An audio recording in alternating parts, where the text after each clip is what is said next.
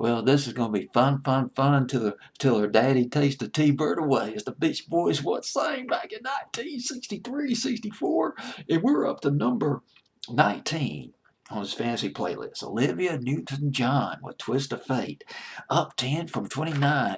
I think this would be her last really big hit. Now, she did a song called Soul Kiss in 1985, and she had a couple others before that. But her peak between 1971 to about 1983, 84. Olivia Newton-John going from folk singer to disco dance music, and quite a versatile character, known in the mid-70s mainly for her country pop records. If I remember correctly, a lot of those records she did in the mid-70s produced in London as opposed to Nashville, but don't quote me on that. I'll have to do some research on that. And when I think of Olivia Newton-John, oh God, it's just such a compelling song to go back to the summer of 1971, when the radio stations, WTBC, one of the radio stations I grew up with, played the hell out of If It Not For You by Olivia Newton-John. Bob Dylan's song, back her first big hit here in the States back in the summer of 1971. And boy, well, here we go with Twist of Fate, a nod to Eurodance, although the song did not do well in England. Top 10 here in the States, got number 5 here in the States. In the UK, went to 57. That is it. But let's talk about this song, because the fun part's going to be talking about the songwriters. But first off, the song was from a movie, a romantic comedy called Two of a Kind. It starred Olivia Newton-John and John Travolta. Now, the movie was not a big commercial success, nor was it a critical success. However, I got some numbers here from Wikipedia that indicates that the movie did pretty well. Now, the budget for the movie was $14 million, but it brought in the box office over $23 million, so it must have made around $9 million in profit or something like that, if those numbers verify. I got that from Wikipedia. The producer of this record, a legend, David Foster.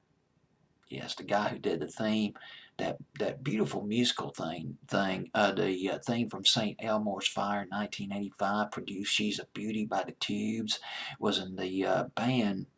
They did Wildflower, Skylark back in 1973. But let's get to the songwriters. Let's get to the good part. These are the people behind the scenes that make things happen, that you don't know about, that you never heard of. Peter Beckett, one of the songwriters of this record. It was written by Peter Beckett and I can't remember his name. Bear with me. Stephen Kipner, I believe, was the other guy who wrote it. Stephen Kipner. Peter Beckett co-wrote the song Baby Come Back by Player. He was a group member of Player. Remember Player, Baby Come Back? That was in the winter of 77, 78. That was a monster hit. But they also had they had several other hits. There was I'm Only In It for Love back in the spring of 1978. That's one of my favorite Player records right there. I'm Only In It for Love. And Player came out with about 4 albums. 2 of those albums went gold. Stephen Kipner, oh my goodness, this is one story right here. Stephen Kipner, let me make sure I got that name right. I want to make sure I got it all right here. And this is what you call ad-libbing. I'm not doing a good job of it right now. Well, anyway, Stephen Kipner, he was born here in the States, in Ohio.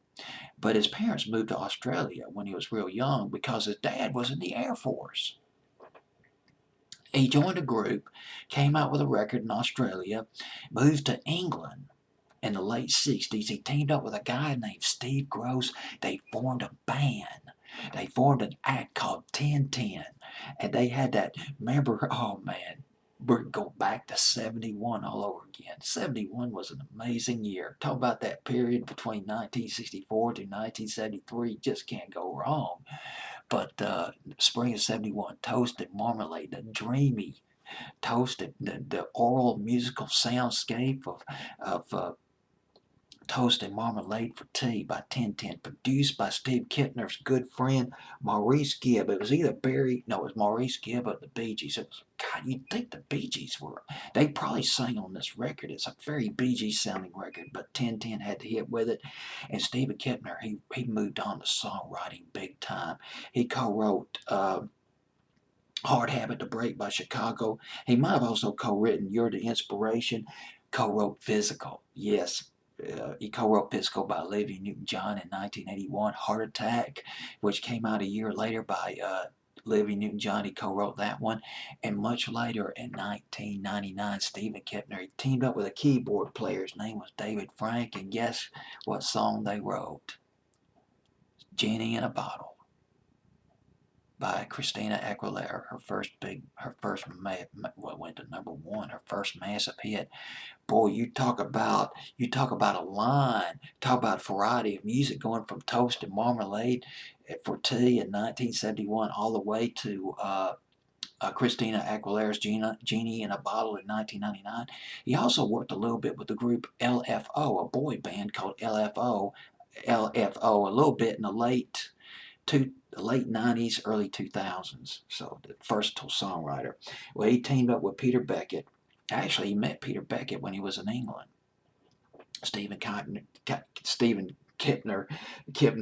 Oh, oh boy, it's early in the morning. It's 1 o'clock in the morning, so I'm a little bit off right now, and I don't feel like doing another take on this video. So we're just gonna have to let this one ride. Sorry, folks.